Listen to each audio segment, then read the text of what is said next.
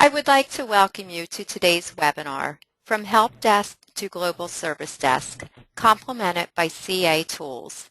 My name is Arlene Itori, and I'm a webinar coordinator for the Outsourcing Institute, and it is our pleasure to be the co-host of today's event with Stefanini.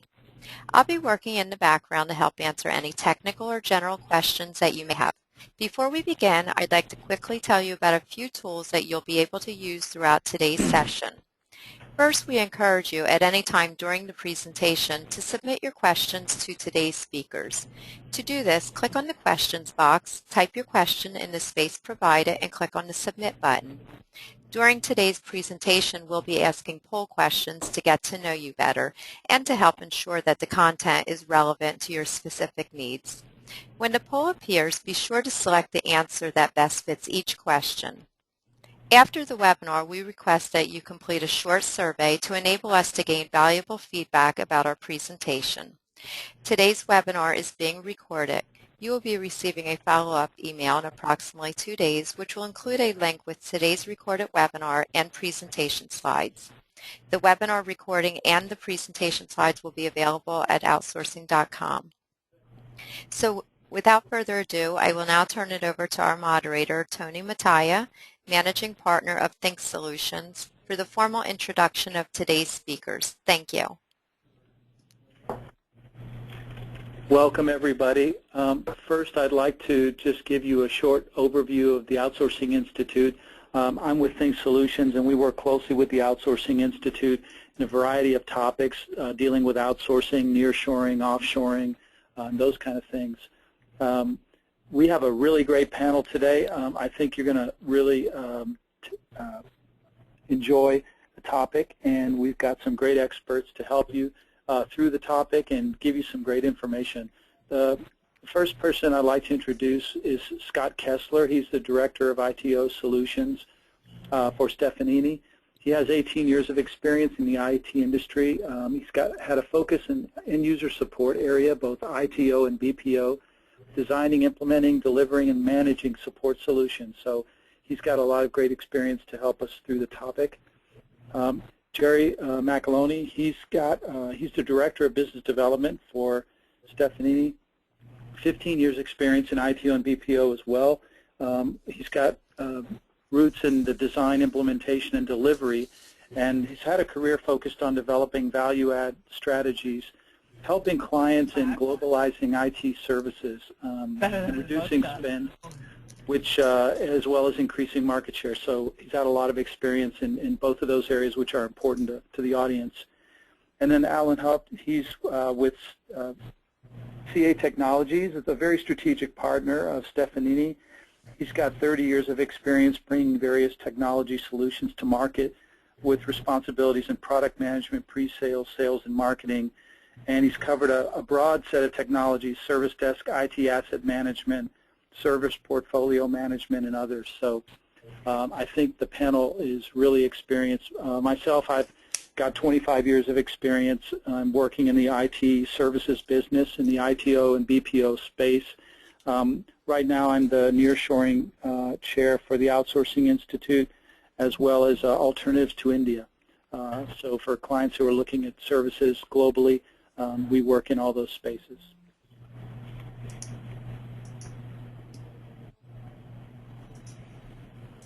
A little bit about the Outsourcing Institute. The Outsourcing Institute has over 70,000 members globally, and it's a really good resource for looking at trends, best practices, and case studies. And there is training available through webinars, through these kind of sessions, as well as just OI University, which is a way to bring topics about outsourcing to the public. And there's a specialty in looking at how can we help people do outsourcing better and lower cost to do it. And there's some tools available. For example, there's a RFP Builder software kit. There's a matchmaker service where if you're trying to identify suppliers to help you, the Outsourcing Institute has a very wide network to help you with that. Qualified demand generation programs, so if you're a supplier, if you need to find ways to grow your business and then providing a networking service of job opportunities and recruiting if you're looking for outsourcing talent. They have a sister company called CMS, which is very experienced in locating and identifying talent. They hold various conferences and sessions. One is called a roadshow, which has really grown in popularity over the last couple of years, and I'll talk a little bit about the next upcoming one in the new slide. But those are kind of smaller, intimate settings, as well as working in large conferences, so a variety of different topics. And then they do sponsorship and new business development opportunities for companies. If you're interested, there's the contact information, and you can also go to outsourcing.com. Just a short commercial for an upcoming event. I mentioned road shows. There is an Outsourcing Institute Fall Road Show coming up in New York in December 5th. And I've been speaker at some of these road shows, and they're really, really a one-day session. So you don't have to take too much time out, but it's really jam-packed with good topics, and it's a smaller setting purposely so that you can do a lot of high-quality networking and really get into detail on the different topics. The next one is December 5th in New York City. There's also a Wall Street Tech Conference coming up in New York City in March. So keep your eye out for those. So with that, we're going to get on with the presentation. So let's get started. Great. Thank you, Tony. This is Scott Kessler. Welcome today. Thank you, everyone, for joining us. Jerry, Alan, and I are pleased to be here to share information with you today. Today's topic will discuss how we successfully transform from a local IT help desk to a global service desk by focusing on these 4 key concepts: understanding and bridging the differences between a help desk and a service desk, and realizing how to best create value and tight integration out of your Deskside Technicians with a service desk. Thanks, Scott. This is Jerry. I'll take the next 2 bullets. Another key aspect that we'll be talking about today is the effective use of process and tools to create a shift left strategy. And we'll get into what shift left is, but you want to make the optimal use of both your process and tools to gain that efficiency as you move, you make that transformation. And using remote monitoring and diagnostic tools to enhance the service desk staff capability.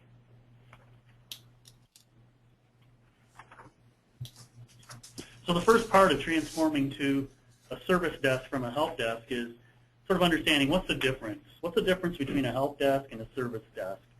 The first thing that we'll point to is ITIL's general definition of a service desk, which is just a functional unit within IT that's made of dedicated staff responsible for a variety of responding to special service events, usually through telephone calls, web submits, sometimes chat. There's a variety of channels. They also serve as a single point of contact for users. That's an important point we'll talk about through the process. And what they do is respond to service disruptions that have been reported either by an end user or automatically, or IT service requests, or of course the thing most associated with help desk is solve my problem. Something's wrong, something needs fixed. And that's what your service desk pretty much focuses on, but there are a lot more than that, and we'll talk what that means. So in this is Jerry. The next bullet point goes over the coordination of IT groups and processes. So you have a single point of accountability, ownership of incidents and requests throughout their life cycle. One of the biggest challenges we'll get into in the next few slides of a help desk is that accountability ends when that ticket is either escalated or incident is moved on. There's no central point for communication status for the end users.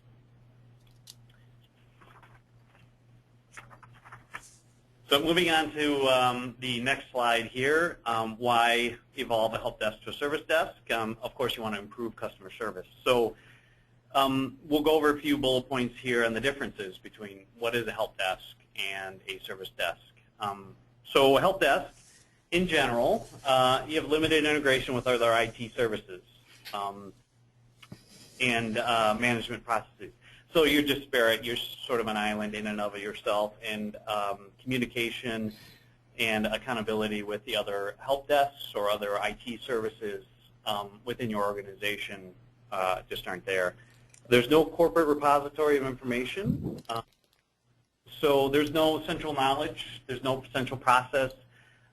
There you could have several different either support organizations within your IT service that are doing things completely different, and a complete inefficiency of how that help desk is operating.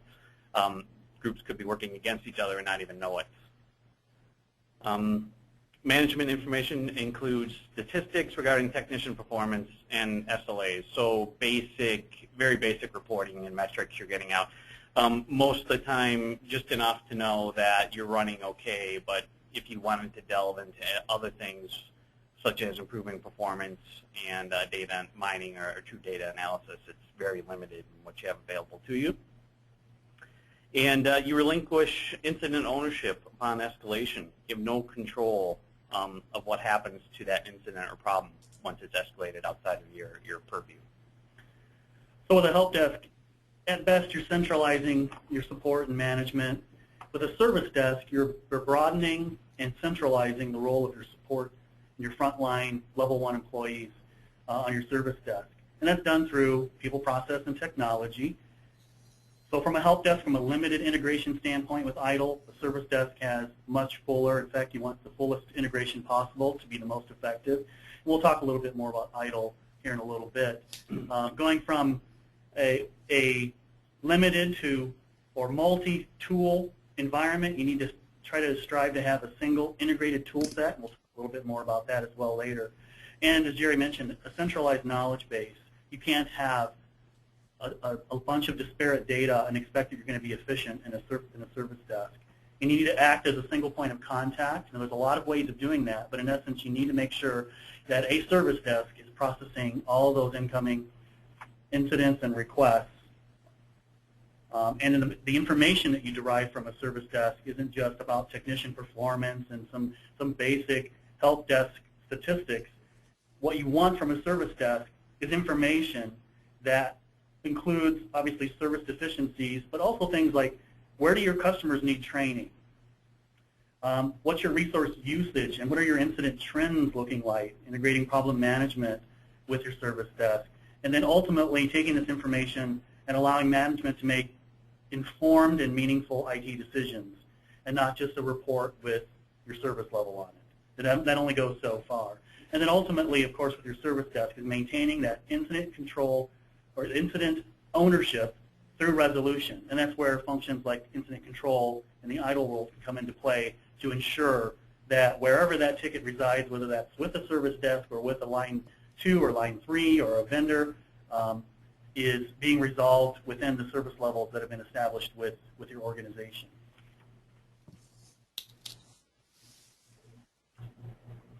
While doing this, we're going to start off right away. There's a lot of challenges to moving to a global service desk. But before we get started, I just want to talk about the term global. Global doesn't necessarily mean what a lot of people associate with global as geography.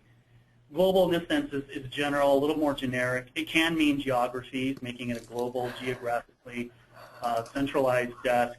It could just mean corporate-wide, or it could be applicable to any way you want to define your organization. So don't get hung up on the word global, especially if you're a small company and you don't have a global presence. That's somewhat irrelevant. But however, it does apply to every size of organization, including those that have a huge geographic presence. So the first issue we're talking about is tools. And again, we'll talk a little more about these, but some of the high-level issues with tools is perhaps your tools that you have in your environment, starting with incident management and knowledge management and anything that the service desk needs to interface with may be disparate or disconnected. They're not integrated, and what happens is that with these tools being a challenge to use or perhaps not effective, it inhibits your progress in moving from a help desk to a service desk. Perhaps your tools are non-compliant. I use compliant loosely here, but I will call it ITIL enabling. If your tools are not set up to correspond with the high-level process path of incident and problem and change, then of course it's going to inhibit what you can do with your organization to improve going from a help desk to a service desk. And achieving your ITSM or your ITIL framework that you may be trying to adopt in your particular environment. The next thing is process, knowledge, and trust. Really, with a service desk, if any of you are going on this journey yourself, you'll know that without integrating trust between your line 1, your line 2, and your line 3, it's going to be a struggle. So if you have processes that are localized and knowledge that a lot of times is what we call tribal, where it's passed down generation to generation between groups. You all have those groups in your areas that kind of keep all their information to themselves. They really don't want to share with the service desk or the help desk. But you got to try to find a way to get around that. And one way to do that is building trust with those organizations, with your service desk, group by group, and that information will unleash and be let go from the hands of those that keep it so tightly held to be allowed to be put in your first line service desk. And that's one thing we'll talk about a little bit later as well. So this is Jerry. The next bullet point mentions support for what your journey, basically moving into that service desk realm. Senior management is critical to the success of what you're trying to do. If C-level, CIO or whatever level in your organization is appropriate, isn't actively sponsoring and helping manage the change, you're not going to make a lot of progress. You need that top-down approach. You need that support. You need management to align objectives across groups. As Scott mentioned, level 1, level 2, level 3. They don't always talk. They don't always communicate, collaborate. But to make this transition successful, senior management's got to dictate, here's what we're going to do, here's why we're doing it, but here's how we're going to measure to make sure all of you are successful and you're all aligned in your objectives and you're moving forward at the same pace. Communication does not include all the information. I've seen several times where companies are moving into a service desk, which has a lot of change associated with it. Could be offshoring, could be nearshoring, could be a lot of different things that are coming in to change an organization. And oftentimes, senior management will make the decision to not send the communication as to why we're doing this. And I've seen organizations struggle trying to get this support accepted and across the user community, since nobody really understands what's going on, why it's going on, why the corporation or the company needs to do this, and to benefit everyone, basically. Corporate culture, so that leads into the next bullet point. Change it's usually not a popular idea. People can associate moving into that service desk realm as redistribution of staff, downsizing, fears offshoring, am I going to lose my job, what's going to happen to me, sort of thing. And that's where communication, again, comes in, where you're going to have to sit down with these groups and explain to them, here's what's going on, but here's how it's going to affect you, either in your career, you can move on to either bigger and better things if your job is being redistributed, or here's how you can help yourself and the company succeed in the transition. Change is very difficult, and if you don't address that up front, have a good strategy to manage that, I can get out of control pretty quickly. A quick question from the audience. How common is it for the service desk to include other calls from other functions like facilities? Well, it can be common. Most IT service desks deal with IT issues, but generally, if it makes sense in their organization, and again, they built that trust with process with those other groups, adding in those other functions is a great idea. In fact, ITIL itself isn't necessarily just restricted to IT as far as what a service desk can process. It can handle practically anything you want in your organization as long as it makes sense, and those processes and access rights and whatever's required to be able to perform some work or just pass along information is put in play. I can speak for our own company. About any issue that you can think of goes first through our service desk, and they then, if they can't answer it, will then send that to the correct group, including facilities, HR, and other functions in the company alike. So it can be common. I can see that through experience it's not terribly common, but we see it more and more and more as people understand the value of what a service desk can provide for them. Okay, thanks. It's a great question. So when you're talking about the service desk becoming more of a hub, it's a great segue, of your service processes. In order to do that, you need to have people speaking a common language in your organization. You need to have the right people and the right tools to keep your process turning. One way we recommend is to surround yourself with an ITIL foundation. So everyone, not only in your organization, but more and more out in the industry, people must know about ITIL and the basic ITIL foundational certification level skills and knowledge. So we suggest that you incorporate an ITIL-based best practices system. And ITIL comes with a framework, and you can, with that framework, you can talk with other individuals in the industry and start gathering those best practices. You should probably have your management staff at least foundation certified in ITIL to understand, again, to speak that common language, understand how a service desk is integrated with all those other ITIL processes, namely incident, problem, change, release, etc. And what's even better is to have your technicians trained at least in an overview of ITIL so they can understand more about, well, one, what ITIL is, but their relationship, how do they fit in the process when it comes to incident, problem, change, etc. Without that purview, it's sort of you're just doing your job, but you need to understand the bigger picture, and that helps a frontline service desk agent, become a little bit better at their job understanding where they fit. The next is an integrated ITIL compliant tool set and management system. Within Stefanini and in much of our customers, we utilize CA as our partner, and what that comes with is a very robust ITIL compliant tool set, and especially when we talk about a service desk, that's just not handling IT issues, but also requests for other things such as, hey, the light's out in my office, my office is too cold, that never happens, right?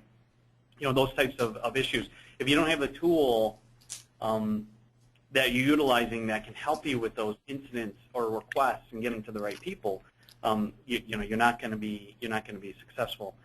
Knowledge search, that comes into the tools again, and diagnostic tools. Knowledge is, from a service desk perspective, should be the sort of Bible of the service technicians, right? But we know it's a challenge. Anyone in the service desk industry knows that technicians don't want to look into a knowledge base.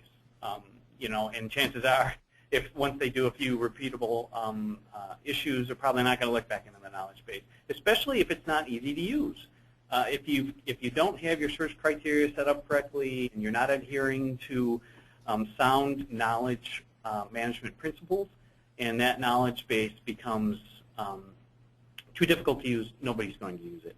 So you've got to keep that in mind as you're designing that knowledge base. Diagnostic tools, again, to help that service desk be more effective and efficient.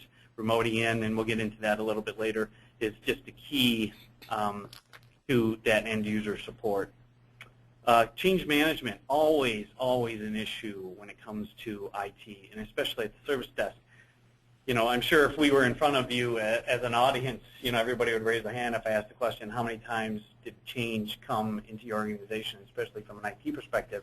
Service desk knew nothing about it, just started getting calls. Happens all the time.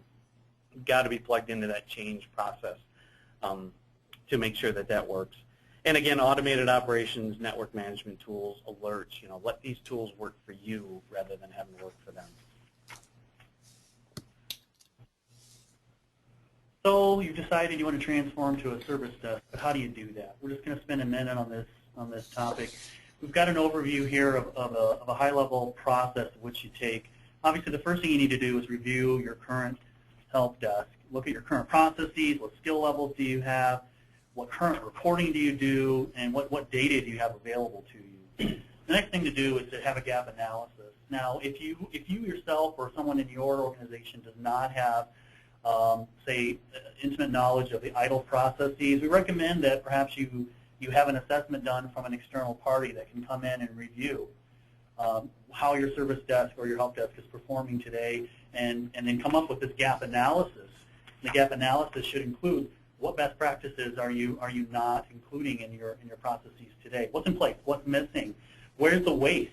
And again, having that external view comes in actually quite handy to have someone else look at what you're doing and question something. And it probably includes some waste if they're going to question it. And making sure that your processes are as lean as possible. Looking at your people, your scheduling, how many people you have, what are they doing. Again, that goes into some lean management as well. Your process maturity is very important. When we talk about maturity, there actually is a way to assess your maturity against an ITIL standard when it comes to the service desk and those processes such as incident and problem. And then what tool set are you using? It's very important. After that comes a recommendation. Of course, what solution do you need to put in play to be able to start transforming from your current situation, whether it be a low maturity service desk or a help desk, to a more mature service desk or even your first service desk. And again, that best comes from someone who's experienced in doing that and can help you and guide you along the way. Because you will probably need to invest one way or another to be able to do that, whether it's just time and energy or requiring of a tool or some other type of aspect to improve or change to be able to enable a service desk to exist. And when you get into that service desk, some of that high criteria is that when you launch or relaunch, you want to make sure that your people, process, and technology are enabling a single point of contact. We talked about that before. That you're maintaining that incident ownership as far as you possibly can, depending on what's available or what you can get done in your organization related to ownership. Making sure you're adding value more than the help desk was before, and you're being proactive, and that, again, the reports we talked about turning to meaningful, actionable data. And then you need to continually repeat this process. And we'll talk a little bit more about that as well. So this is Jerry. The next slide talks about how can you assess your service desk or ITIL maturity level. So what we do from a Stefanini perspective is we do this for both existing customers and new customers who want to kind of find out, where do I fall within the range of, according to ITIL and lean standards, where does my service desk rate? And what we will do, we have ITIL experts, certified experts that will come out and perform a maturity assessment. And what we'll do is compare, to industry maturity benchmarks. And there's a list of bullets. I won't go through them all, but we'll do our gap analysis to make sure to kind of find out where you rate. And it's important to understand that, both from an initial to an optimized scale of where you fall within that sort of maturity cycle. And especially if you're really trying to move to that next level, you need to understand where you're at today to help design that strategy to get you to that next level. And each level you move up in that maturity scale, you become more efficient. Your end users are happier, and from a financial perspective, hopefully you're becoming more efficient as well. Once you have a skilled service desk, it definitely enhances your performance, but sometimes, moreover, it's important to improve your perception of the IT organization through an improved service desk, through faster resolution times, resolving those calls faster while on the phone, or if you email or chat, do it faster, and that increases your customer satisfaction when you do that in most cases, and of course reducing the impact to the business by resolving or fulfilling those requests much faster and with higher quality. And as you do mature in that service desk, success criteria management is going to want to keep an eye on what's going on. Obviously, what's the return on investment? Are we efficient? Are we doing the right things? And we don't, we've been there, right? Taking 2 days to put a simple report together because the data is not there. You have to mine it for other things. You want that data to be there automatically, and to be, again, the tools working for you. You want to reduce operational and resource costs. You want to be as lean as you can, eliminate all waste, or as much waste as you possibly can from your processes. And of course, you're going to end up with increased efficiency, reduced waste, and which also translate to better customer satisfaction. All the things that come along with a successful service desk, and hopefully, again, and that ROI starts to pay off at that point, both from a financial and a customer satisfaction perspective. And I think we have our first poll question that's going to come up, and I think I hand it over to Tony to to get that. Let's do our first poll question. So everyone out in the audience, please take a look at this and get ready to respond so we can get everyone's input. Is your help desk, is it a help desk or a service desk? I mean, where are you on that transformation journey? And so give us your input. Is it in-house? Is it outsourced?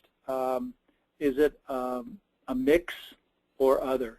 So kind of getting a feel of what you currently have, whether it's a help desk or a service desk, and how do you currently operate that, in what mode? So just take a few seconds. We're going to let you guys respond, and then we'll talk about the results. The poll will be closing in 10 seconds.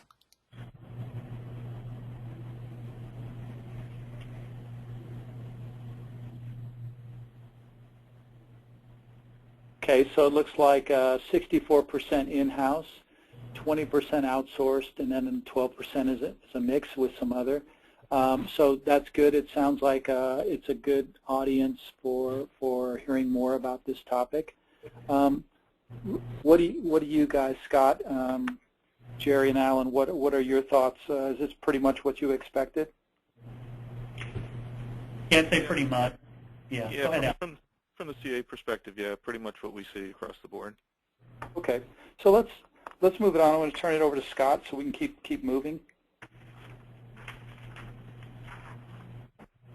Great. So when we talk about service desk, one thing that, I don't know, some people don't necessarily automatically equate with the service desk is desk side, field support, whatever you may call it in your organization. From our service perspective, that it's very important that you integrate as much as possible desk side services. So for us, you should on your journey to transforming to a service desk, is redefine your desk side. It should be a function of your service desk, not a separate team. Don't make your desk side one of those guys or groups in the corner that don't communicate and don't participate and don't share their knowledge. So they're key and critical, especially when you start your journey on getting those issues, information, and knowledge back to the service desk, along with level 2 and level 3. You know, and focus on eventually just having desk side being those arms, legs, eyes, and ears out of the service desk into the where your customers sit to do those things that the service desk eventually cannot do via the phone or using some type of automated or electronic reach out function, such as a remote infrastructure management tool, which we'll talk about a little bit later. So here are a few examples of how to foster integration between desk side and service desk. You know, first and foremost, career pathing is very important. You promote from within wherever possible, you know, either within geography or however you can, however your desk is going to be set up. But service desk agents can make fantastic desk side agents. Whether it's remote or on-site or however you set up your desk side, very important to have that career pathing, retain that knowledge. It's going to pay off. The culture of us versus them attitude, you got to stress a one-team concept. You've got to have shared objectives between these teams. I've seen a lot of times where companies will have, if they've outsourced their service desk to one vendor and their desk side's on another vendor, and it just leads to two disparate teams and nobody's talking. And, you know, that does not enhance your service capability at that point. Desk side team members have to be key contributors to improvement and knowledge enhancement. Reward, recognition, you know, how much are you contributing? Is it a part of your job description? Are you going to be evaluated on how much you contribute to making the service desk more effective? It's only going to help you at the end of the day as a Deskside technician. It's going to help you to become more effective as well. Rotation opportunities. This is a big thing. When practical, you want to move some service desk agents out into the desk side roles for you know, while you can in a rotation capability, and vice versa. Move some desk side technicians into the service desk. Kind of get a day in the life. Make sure you understand what these technicians have to go through. I know a lot of desk side frustration comes from the service desk of, oh gosh, they can't close anything, they don't do anything, they're not effective. Sit in their chair for a day or two and then understand why they're escalating things. They just don't have the knowledge, and maybe that's something you can help with. That strategy really does pay off in the end.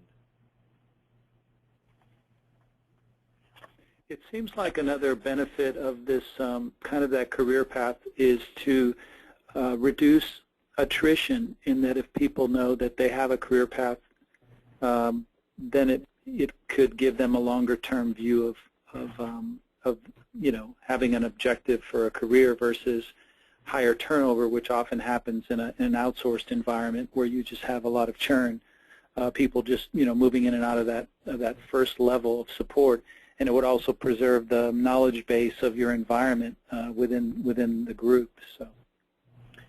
Yeah, it's a good point. We've set up some of our customers that have longevity within the service desk and the Deskside space of over 10 years as average longevity, and that really does pay off from a knowledge perspective. So, Alan, I think we'll turn this over to you for the next few slides.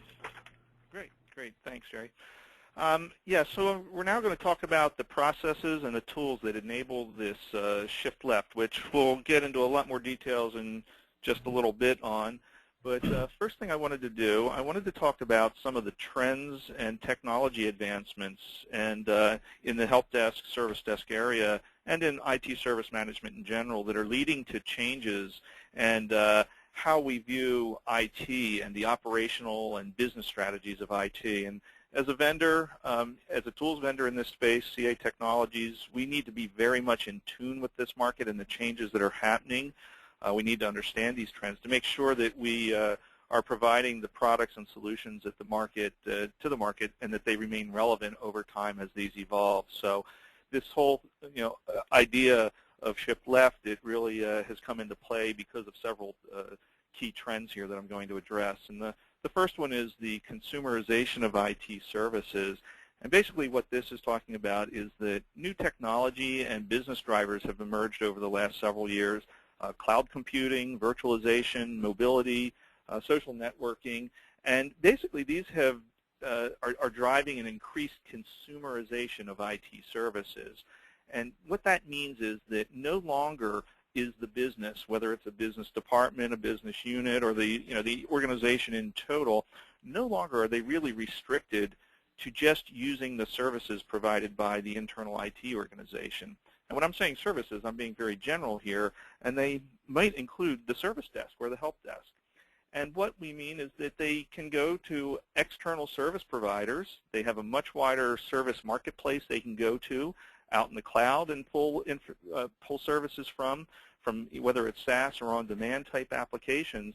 And as IT, we need to be cognizant of this because we don't want different parts of the business going outside of IT for their service desks and going to different groups and having different service desks across the company. So it's an attractive proposition for the business because they find it difficult to deal with the locked-in solutions that IT has been provided. They see a lot of selection that they can pull from, and they hope to save money, of course, and other things. So we need to be aware of this consumerization of services and the potential that the business could go outside of IT for service desk or help desk within different business units and so forth. The next is the return to growth and innovation. Basically, IT is being forced to optimize their cost structure, accelerate the return on investment, the time to market for services that they're providing. They want to be perceived as a center for business innovation, and they need to demonstrate strategic value to the business. They need to rationalize their infrastructure, and they need to free up capital and resources, people resources, so that they can fund and go after the innovation, and that's what's being demanded of IT. But their budgets aren't increasing. So, this return to growth and innovation and the expectations of that is forcing IT to do some drastic things in looking at new types of delivery models and maybe, outsourcing, going to SaaS and so forth. So we as IT, we need to decide how we're going to deliver our service desks and our help desks, and that'll be a key point that we come back to in just a bit. Another trend is this new generation of workers. And the generation of workers, especially the ones who've been added in more recent years, have very strong expectations about the way that services and support are delivered to them and presented to them. Social networking, collaboration, mobility, they've all contributed to these expectations. And the expectations are, I want everything at my fingertips. I want it to be simple and efficient. complexity breeds inefficiency. I want to do it myself, and that's the quickest way I can get things done. So we want to make sure that as service desk, as we provide service desk capabilities, that we're providing a user experience that's making our users want to come and use the service desk. If they're not going to use it, they're just going to start opening tickets. They're not going to try to resolve issues on their own, and it's much more expensive for a ticket to be opened than for somebody to resolve it using self-service. It's almost a 4-to-1, 5-to-1 ratio of cost. So we want to try to get it up front, and that's really the whole idea behind this shift left, is to be proactive and stop things from happening on the back end where they're more expensive. The last trend I want to talk about is a focus on business value. And basically what this says is that IT needs to prove itself to the business and communicate its value to the business. The dynamics are changing the role of IT, as I already mentioned. IT is changing more towards a broker of services and support than an actual provider of them. And what IT needs to do is, number one, improve the service experience. I already talked about that, and we'll dig in a little bit more on that in a second. They need to reduce the operational and the back office burdens. So operationally, from an infrastructure perspective, outsourcing, hosting, et cetera. Back office burden, reducing that, much more automation where necessary. And then a third is optimizing their existing services and assets, making sure that they've got the right technologies in place. So what we'll do now, let's come back more to the topic of service desk and see what it means to talk about a modern service desk in the next slide here. Okay, so there are basic core functions to service desks, and they're pretty much commoditized. Incident, problem, change. They're very well known. They're in help desks. They're in service desks. But with these trends that I've mentioned, we've seen a lot of room that's been made for differentiation. You know, ITIL's been very prescriptive in telling us how we can, from a best practice perspective, how we can fulfill the incident, problem, change, and all the other functions. But the areas where differentiation has been opened up, and it really fits right in with the shift left, is in the areas of self-sufficiency, automation, and delivery choice. For self-sufficiency, basically we're talking here about collaboration and social media. This needs to be part of the user experience. It needs to be in the service desk and the self-service capabilities, in any capabilities associated with the service desk. I need to be able to collaborate with other users, have chats with them to try to resolve my issues before I open up a service desk ticket. It should be my preferred way of going.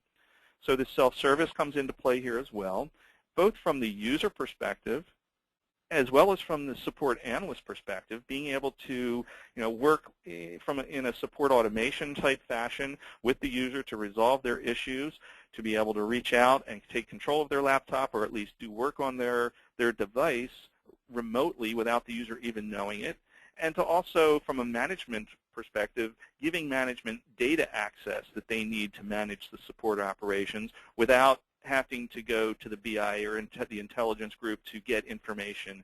And I'll give an example of that in just a moment. The next is pervasive knowledge. This also yields self-sufficiency. There was already some discussion about this that was dead on. I'm going to add to that and just say that we need to make sure that since we're doing these new ways of trying to resolve issues with self-service, with collaboration and all these chat threads and message threads that are going on, we need to be able to capture that as part of the knowledge base as well. Okay, so as we come to resolution through chats and so forth, that needs to be captured into the knowledge base. But there also is the need to have a more pervasive knowledge base that isn't just the knowledge store that you buy with a service desk or that you create through your service desk, but it's one that also allows you to do more of a federated type search and allows you to pull information in from third-party sources, external sources, from your internal SharePoint, from virtually anywhere. Bring back information in your collaborative environment, social media environment, that allows you to have some insight to what may resolve your issue. And then there's the ad hoc dashboards and analytics. And this is where management will get access to that data. And I'll just give an example here, and it'll be self-explanatory in terms of why this falls under self-sufficiency. In the past, it's typically been where I might, as a support manager, go into a meeting asking for more funding for more resources for my service desk. And in the meeting, I go prepared with my dashboard and with any reports that I need to have available with all the data needed to make the request. Questions come up. I don't have the answers in the data I've got there, so I ask, I need to get access to more data. I leave the meeting, come back, or go talk with my BI group. They help me build out the additional data and reporting that I need in a week, or let's say 2 days, a week or 2 weeks later, go back in and ask for the funding, and I get it. I'm delayed 2 weeks. Why can't I do that in the meeting as a user, be able to create and modify those dashboards and reports for my support environment on the fly in seconds? And that capability is available today, and that's how we need to be doing this so that we can be more efficient in our operations. And then mobility, of course, being able to do this from any kind of device. Automation is the other area that helps move us towards the shifting of left by making us more efficient.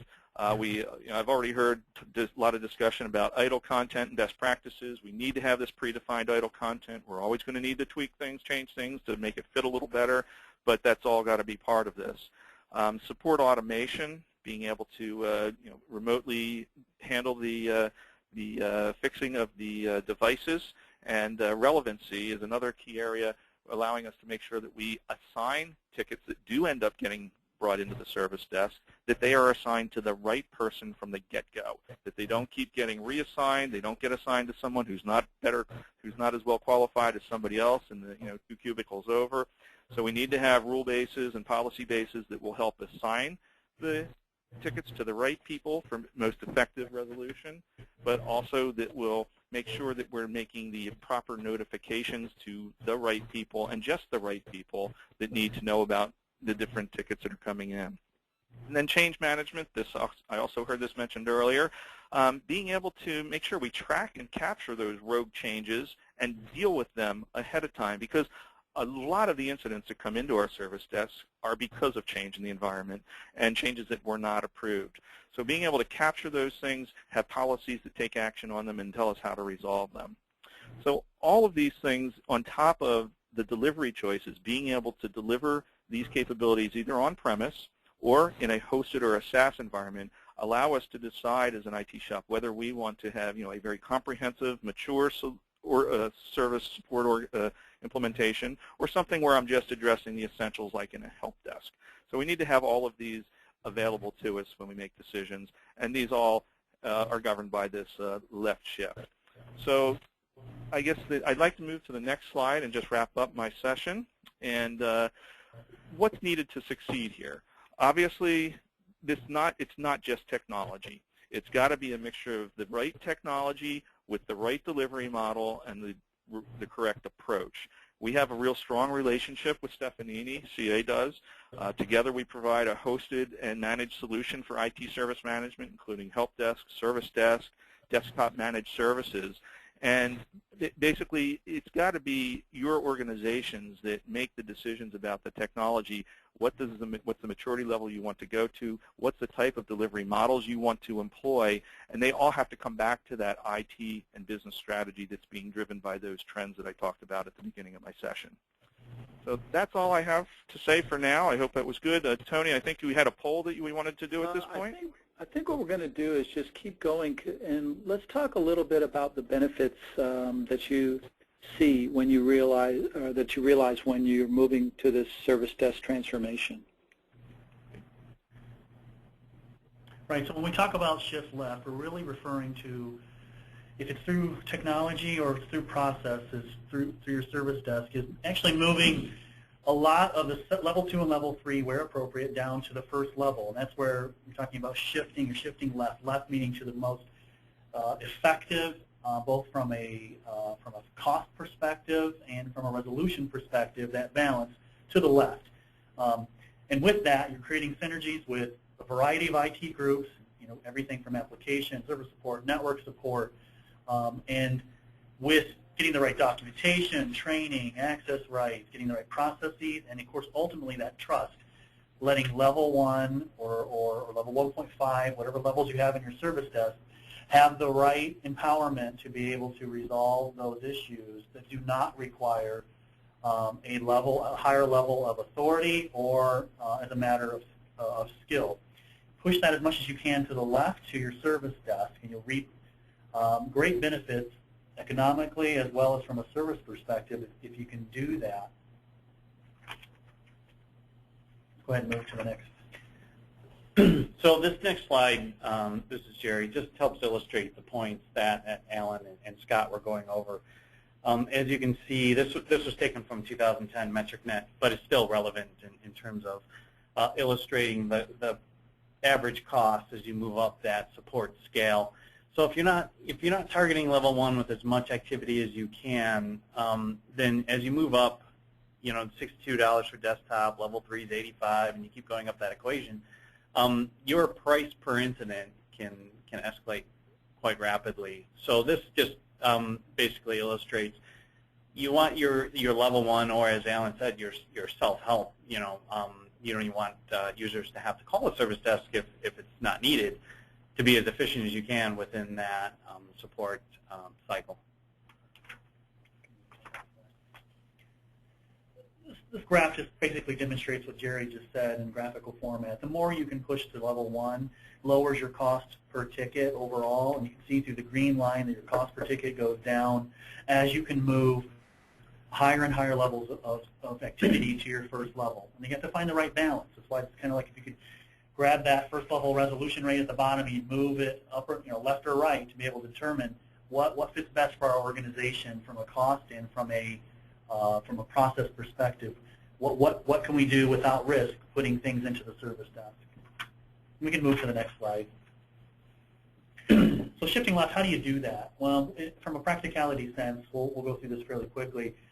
We recommend, obviously, look at the type of calls or web submits, emails you're getting into your desk, and identify where there's, we'll call it low-hanging fruit, where you can work with those IT groups that have traditionally or historically wanted to own those from A to Z, or maybe parts of it, and identify which topics that you would like to work with that organization to identify to get into the service desk. You can't do everything, so start with top 10 or pick your number that's manageable for you in bite-sized portions for those contacts. I'd start with those things that are the highest volume and the most probable of getting that trust from that group to relinquish that control so that your level 1 desk can perform those functions. And work with your line in, it could be line 2, line 3, and gather the requirements. Partner with them and determine which of the lower cost support teams in your service desk are best suited to handle it. You may have different levels within your service desk. And then get that knowledge, get those access rights, and those tools needed to fulfill those requests and resolve those issues. Oh, and then once you have that, empower your service desk. If you don't empower them, obviously they can't do the job. So give them those access rights, the knowledge, and provide targeted training. Zero in on those areas that you want to focus on that's going to provide that benefit. Now, once you do this for every topic that you've identified, you want to do it over and over. Use the PDCA, which is the Deming cycle, and do that plan, do, check, act over and over and over. And it's not going to be easy, but the thing is you never stop. The best desks never stop doing this.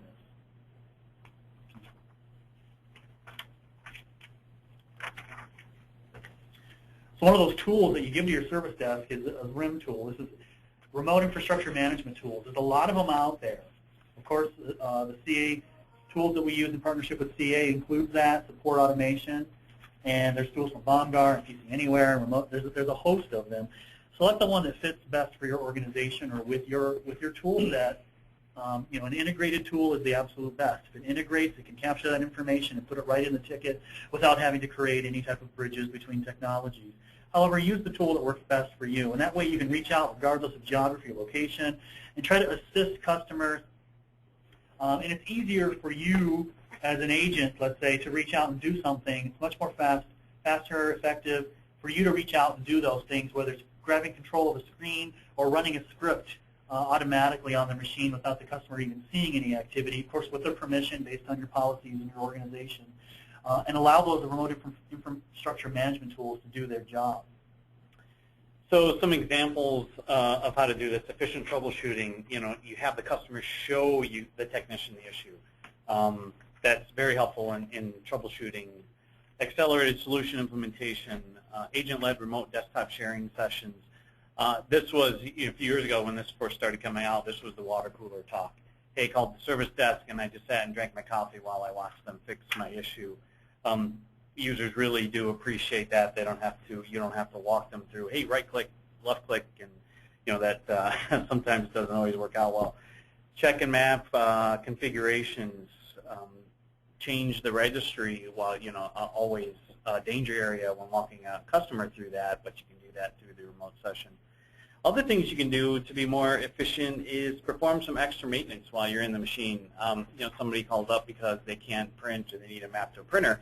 While you're there, this plays right into the shift left methodology of, hey, I'm going to do some maintenance on your machine while I'm here. I'm going to make sure your virus scans up to date or whatever issues might be coming into the environment that you'd have to go in and take a look at anyway. Helps cut down on the amount of calls into the service desk. So we have a quick customer example here on the next slide. In fact, Jerry and I both worked on this to accomplish this, but the goal was to consolidate well over 150 departmental and divisional isolated help desks over time into a single central corporate help desk. That was the first step that we took in transforming to a service desk. That was that centralization thing we talked about earlier with the help desk. And then started shifting left, gaining trust department by department, then centralizing that knowledge that we gained trust for and the support processes that went with it. Next, we branded the corporate help desk, okay, and then we defined desk-side roles and responsibilities and incorporated them into one group together. They had different things they did each day, but they were one group together. And that helped to eliminate what we call shadow support with all those teams out there doing things that you don't really know about in the Deskside world. Bring all those players in. And then we introduced remote infrastructure management tools, which allowed for what we call the centralized team at the time, but anyone on your service desk to reach out and perform services that used to be mandated to be done at the desk side face-to-face on a workstation with the customer, and then eventually transformed and consolidated all of this into a service desk, again, rebranding it. So the benefits, obviously, the outsourced model saved multi-millions of dollars year over year. The savings, as you continue that shift left methodology, the savings just keep coming every year. One example of how that was accomplished is reducing Deskside technicians from 120 to 30 in just one campus area. So these Deskside technicians were doing level 1, level 2, level 3 work where we basically carved off the L1 work, put in the service desk, and that led to a significant reduction in the amount of staff required to do that work. And then, of course, ultimately we want to reduce time to resolution, which will improve your overall customer satisfaction. Called the service desk, they reset my password within 2 minutes. The word of mouth you get on that within your company and your corporate culture will pay off dividends as people start to call in more. Hey, we're running short on time, but I wanted to get in a couple of questions. One question was, in this process, do you find most people do it incrementally after doing the assessment, or is it more of a big bang approach?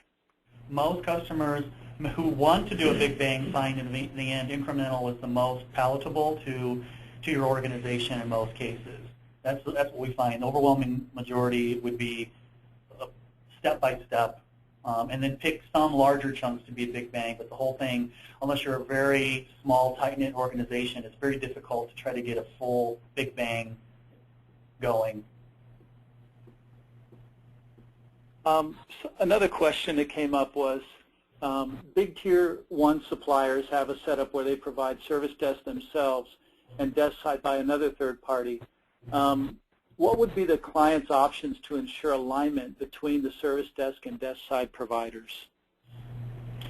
As a client, if you should have ultimate control over your services. You should request that with the service desk and your desk side management teams get together and agree to adopt the methodology which supports the service desk mentality of the desk side services being tightly integrated with the service desk. We know that can be a challenge because not all players want to play nice with each other, but really when you select your partnerships, you should ensure that that next step will be achievable. If not, you may want to question your selection. Well, I've also found that if you hold them to metrics that are, you know, driven to customer sat and to lower cost, and make them cooperate with some operating level agreements or service level agreements that are not necessarily for each one but more joint, then that can help as well. Absolutely. Then I think that really we've kind of run out of time. I want to thank the panel, and I want to thank the audience for tuning in just to you know, hear more about this. It's a fascinating topic, and it's really getting a lot of interest and a lot of you know, benefits to the organization, both from a cost and from a satisfaction standpoint. So with that, if there are any more questions or you require more information, if you want to put up that contact slide. Here's the contact information for everyone. And with that, you can also access the websites to find out more, Stefanini.com, ca.com, to get more information. But we really appreciate you tuning in for this Outsourcing Institute webinar.